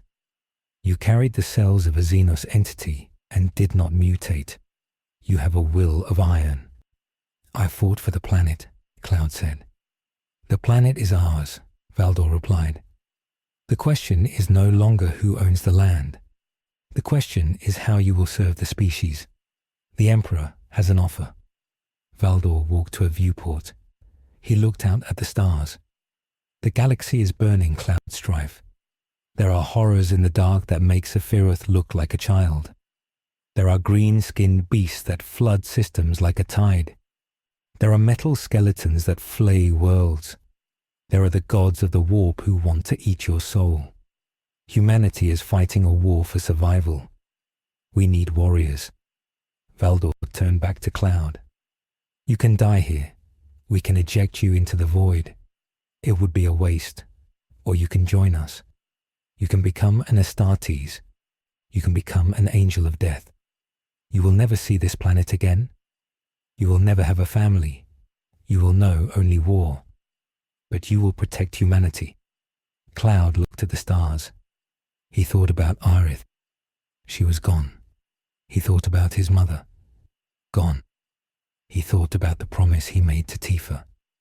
To save her. "And if I join," Cloud asked, "what happens to the others?" "They will be given roles suited to their station," Valdor said. "They will live. They will serve. If you refuse, they will be liquidated as potential insurgents." It was not a choice. It was an ultimatum. The Imperium did not negotiate. Cloud closed his hands into fists. He felt the anger, but he also felt the logic. He was a soldier. He had always been a soldier. "I accept," Cloud whispered. The door to the medical bay opened. 2 apothecaries walked in. They carried a tray of surgical tools. They carried the gene seed. It was the genetic material of the Emperor's own son, Horus Lupercal. Cloud was to become a lunar wolf. He would be the brother of the men who conquered his world. "Lie down," the apothecary said. Cloud lay on the metal table. He did not struggle. He looked at the ceiling. "Does it hurt?" Cloud asked. "Yes," Valdor said. "It is the pain of rebirth." The drill whirred to life. Cloud closed his eyes. The transformation began. They cracked his ribs to put in a second heart. They cut his chest to put in a third lung. They rewired his nervous system. Cloud Strife died on that table. Brother Cloud was born. In another part of the ship, Tifa Lockhart was awake. She was in a training room. She was not alone. A woman in a skin-tight black suit was watching her. The woman had white hair and no eyes. She sensed the world through the warp. She was a Kalidas assassin. "You are fast," the assassin said. Her voice was like dry leaves. "But you are emotional. You hesitate." Tifa wiped sweat from her forehead. She had been fighting training servitors for hours. She had destroyed them all with her bare hands. "I am not a killer," Tifa said. "You are," the assassin corrected. "You just lack direction. You fought to protect a bar, then a city, then a planet. Now you must fight to protect the Emperor." "I don't believe in him," Tifa said. "Belief is not required," the assassin said. "Obedience is required." The assassin stepped forward. She moved like liquid. Tifa tried to block. The assassin slipped past her guard and touched a pressure point on Tifa's neck. Tifa fell to her knees, paralyzed. "Your skills are wasted on a brawler," the assassin said. "The Officio Assassinorum requires agents. We will take you to Terra. We will strip away your memories. We will replace your hesitation with purpose. You will be a weapon in the dark." Tifa tried to speak. She tried to say Cloud's name, but her voice did not work. "Do not worry about the boy," the assassin said. "He has his own path. You will never see him again. The attachments of the past are weaknesses." 2 guards picked Tifa up. They carried her to a black ship docked in the hangar. It was one of the black ships of the Inquisition. She was not going to be a space marine. She was going to be something scarier. She looked back one last time at the view of Gaia. It was small and grey. It was no longer home. Barrett Wallace sat in a holding cell. He was shouting. He demanded to see the manager. He demanded to see Cloud. The door opened. A commissar walked in. He wore a long black coat and a peaked cap. He held a bolt pistol. He looked at Barrett's gun arm. "Unauthorized modification," the commissar said. "Crude, primitive." "It works," Barrett growled. "It is tech heresy," the commissar said. "But effective." The commissar threw a dossier on the table. "You have leadership qualities," the commissar said. "You led a terrorist cell that disrupted a planetary government. You organized logistics. You inspired loyalty." "I fought for the people," Barrett said. "The people need leaders," the commissar said.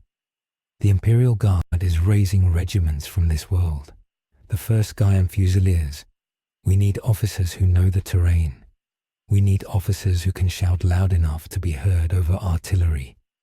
Barrett looked at the dossier. It was a commission, rank of colonel. "And if I say no?" Barrett asked. The commissar tapped his pistol.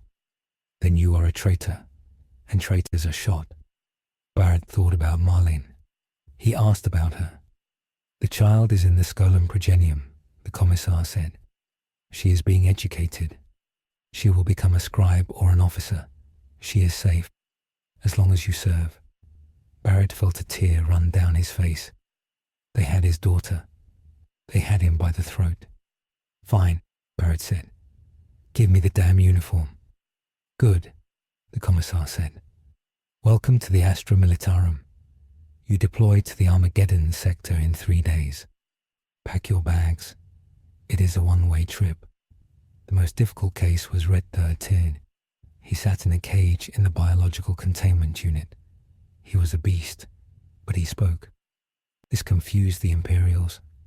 To them, a talking beast was a demon or a Xenos abomination. There was no place for him in the hierarchy of man. Magos Arkan looked at the beast. He had his mechadendrites extended. He was measuring Red Third's skull. "Subject shows high intelligence," Arkan recorded. "But the form is non-human. Sanctioning is impossible. The existence of this creature is an insult to the holy human form." Red 13 looked at the tech priest. He held his head high. "I am Nanaki," he said. "I am a warrior of Cosmo Canyon." "You are a variable," Arkan said. "Variables must be resolved." A space wolf entered the room. It was a wolf lord. He wore the pelt of a giant wolf on his shoulders. He looked at Red 13. He smelled the air. "He smells like a warrior," the space wolf said. "He fights like one too. I saw the footage." "He is Xenos," Arkan insisted. "He must be purged." "The wolves of Fenris have companions," the space wolf grunted. "We have the thunder wolves. This one is smarter." The wolf lord knelt down. He looked Red 13 in the eye. "You cannot be a citizen," the wolf lord said. "The law forbids it. You will be hunted down and killed if you stay here. But my great company needs tracking beasts. We hunt things that hide in the dark. If you swear loyalty to the pack, you can live. But you will be a beast. You will wear a collar. You will not speak in front of outsiders. You will be a weapon of the chapter. Read the third. Looked at the collar in the Wolf Lord's hand. It was iron. It had runes on it. It was a slave collar, but it was also a badge of protection. My grandfather died defending the planet. Read the first deer. Said, Your planet is dead, the Wolf Lord said. The pack remains. Read the third T. Lowered his head. He had no pride left to lose. He extended his neck. The Wolf Lord clicked the collar shut. Good boy, the Space Wolf said. Now we hunt. In the lower decks of the ship, the recruitment was mass scale. The members of Avalanche, the Turks, the surviving soldiers were all processed. The Turks were absorbed into the Inquisition. Their suits were replaced with body armor. Their calm professionalism made them perfect interrogators. Reno and Rude were split up. They were sent to different sectors. The Imperium did not like partners. It liked lone operatives. Yuffie Kizaragi was caught trying to steal a bolt pistol. She was not executed. She was given to a rogue trader captain. The captain needed a thief. Yuffie became a void farer. She traveled the stars stealing artifacts for a master who treated her like a pet. It was better than Wutai, she told herself. But late at night, she missed the taste of pickles and the smell of the ocean. The only one who truly thrived was Sid Highwind. He was in the engine room of the Bucephalus. He was looking at the warp drive. It was the most beautiful thing he had ever seen. It was a machine that punched a hole in hell to travel faster than light. The tech priests saw his talent. They saw how he spoke to the machines. They initiated him into the cult Mechanicus. Sid lost his arm. He replaced it with a metal claw. He lost his eye. He replaced it with a red lens. He stopped smoking cigarettes. He started inhaling incense. He forgot about the tea. He only cared about the Omnisia. He became Magos Highwind. He spent the next 300 years tending to the engines of a battleship. He was happy, in a cold, mechanical way. The convergence was complete. The heroes of Final Fantasy VII were scattered. They were no longer a team. They were cogs in the machine. The narrative of their lives was rewritten by the victors. The history books on Gaia were burned. The new history books said that the Emperor came to save the savages from their own ignorance. They said that Shinra was a heretical cult. They said that Cloud Strife was the first recruit of the Gaian Guard. On the surface of the planet, the final changes were made. The gold saucer was pulled down. The metal was used to build a munitions factory. The ruins of the forgotten capital were paved over. A landing pad for heavy transports was built on top of Aerith's grave. The white materia, which had been detonated, was gone. The magic of the planet was truly dead. The Lifestream was stagnant. The pumps kept pushing the poison down. The planet stopped screaming. It went into a coma. It was just a rock now. A rock with resources. The mining lasers cut deep. They took the gold, the iron, the mithril. They hollowed out the mountains. 1 year after the arrival, the Bucephalus departed. The golden ship engaged its engines. It moved away from the planet. On the bridge, the Emperor did not look back. He was looking at the next system. There were orcs in the Octarius sector. There was work to be done. But on the planet, one loose end remained. Deep in the northern crater, inside the new Grey Knight fortress, a solitary figure walked the battlements. It was Sephiroth. He was now a brother captain of the Grey Knights. His armor was silver. His sword was a Nemesis Force halberd. He had a purity seal on his shoulder. He looked down at the ice where he used to sleep. He tried to remember why he had hated the world. He tried to remember the face of his mother. But the psycho-conditioning was strong. The memories were like a dream that was fading. "Brother," a voice called out. Sephiroth turned. It was Cloud. But it was not the Cloud he knew. This Cloud was 7 feet tall. He wore the white armor of the lunar wolves. He had the wolf symbol on his shoulder. His face was scarred. His eyes were hard. "The transport is ready," Cloud said. "We deploy to Ulanor." Sephiroth looked at Cloud. There was no recognition of their past rivalry. There was no spark of the old feud. "Acknowledged," Sephiroth said. "Do you feel it?" Cloud asked. The silence. "I feel nothing," Sephiroth said. "Only duty." "Good," Cloud said. "For the Emperor." "For the Emperor," Sephiroth replied. They walked away from the edge. They walked toward the Thunderhawks. They left Gaia behind. They left their humanity behind. They were weapons now, and the galaxy was full of targets. The camera pulls back. We see the planet Gaia shrinking. It becomes a dot. Then it disappears into the field of stars. The stars are cold and distant. The music is not a sweeping orchestral score. It is the low rhythmic beating of war drums. The screen fades to black. But in the darkness, a single line of green text appears. It is a report from the Administratum. Planetary compliance achieved. Population status servile. Resource output optimal. Threat level 0. Designation Hive World Gamma 7. The story of the planet was over. The story of the Crusade continued. This was not a happy ending. It was not a sad ending. It was a Warhammer 40,000 ending. It was the only ending allowed. In the grim darkness of the far future, there is only war. And now Gaia was part of it. The golden ships did not leave all at once. They left in a slow procession that lasted for weeks. The citizens of Hive Primus watched the lights ascend into the heavens until their necks hurt. When the last engine flare vanished, the sky did not return to blue. It remained a bruise-colored grey. The industrial smog from the new Prometheum refineries had already replaced the cloud cover. The planet Gaia was alone again. But it was not the same loneliness as before. Before the arrival, the planet had been lonely because it was unique. Now it was lonely because it was identical to a million other worlds in the Imperium.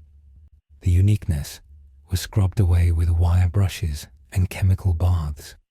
The new Imperial governor arrived 3 months later. He was a cousin of a Terran noble house. He did not care about the history of the ancients or the legacy of the Cetra. He complained about the gravity. He complained about the smell of the Mako residue. He ordered the archives of the Shinra Electric Power Company to be incinerated. He said that history began the day the Emperor arrived. Everything before that was myth, and myth was dangerous. The statues of the old heroes were pulled down. The monument to the meteor fall was blasted apart with mining explosives. The craters were filled with concrete to make foundations for new Administratum blocks. In the schools, the children were taught a new curriculum. They learned High Gothic. They learned the catechisms of hate. They were taught that magic was filth. They were taught that the planet was a dead thing given to them by the god Emperor to use until it broke. If a child asked about the Lifestream, they were punished.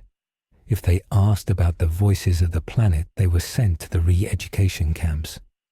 Within 2 generations, the concept of a living world was gone. It was replaced by geology and mineral quotas. The planet forgot itself. Far away in the galaxy, the Great Crusade marched on. The warriors who were once Cloud Strife and Sephiroth were now just names on a tactical display. Brother Cloud of the Lunar Wolves fought on 100 worlds. He forgot the face of the girl who sold flowers. He forgot the taste of Tifa's cooking. He knew only the smell of Prometheum and the roar of the bolter. He became a hero of the Imperium, but he was a hollow man. He fought alongside Horus Lupercal, and he learned to love the Primarch like a father. This love would eventually lead him down a dark path when the heresy began. He would stand on the walls of the imperial palace during the siege of Terra, not as a defender, but as a traitor. He would fall not to a long katana, but to the spear of a loyalist custodian. His body would be burned in a mass grave with thousands of other traitors. There would be no Lifestream to catch his soul, only the hunger of the warp. Sephiroth served the Grey Knights in silence. He hunted demons in the dark corners of the void. He never fell to chaos. The Emperor's conditioning was too strong, but he never found peace. He was a weapon that was kept in a box until it was time to kill. He died 300 years later, fighting a greater demon of corn on a moon near the Eye of Terror. He died saving a squad of mortal soldiers. It was a noble death, but no one on Gaia knew about it. No bard sang a song. His name was recorded in a book on Titan, and then the book was locked away forever. Back on Gaia, the centuries ground the world down. The oceans turned to sludge. The forests were cut down to make paper for the bureaucracy. The animals died out. The chocobos were eaten or starved. The planet became a rust-colored wasteland dotted with hives. It was efficient. It was loyal. It was dead. The Administratum reclassified the world 3 times. First, it was a civilized world, then a mining world. Finally, it was designated a depleted world. The resources were gone. The tithe ship stopped coming as often. The population began to starve. 500 years after the conquest, a young scribe in the depths of Hive Primus found a rusted piece of metal. It was buried in the lower levels of the old Sector 7 foundation. It was a large, heavy slab of iron with 2 holes near the hilt. It was the Buster Sword. The scribe did not know what it was. He thought it was a piece of industrial scrap. He weighed it. He recorded its ferrous content. He threw it onto a conveyor belt. The sword traveled to the furnace. It was melted down. The steel was used to make rivets for a cargo container. The container was loaded onto a ship and sent to a war zone in another segmentum. The last trace of the legend was gone. The planet spun on its axis. It orbited its sun. It paid its taxes. It was safe from the illusions of freedom. It was safe from the pain of hope. The Emperor's peace had settled over the world. It was the peace of the grave. And in the grim darkness of the far future, that was the best ending anyone could ask for.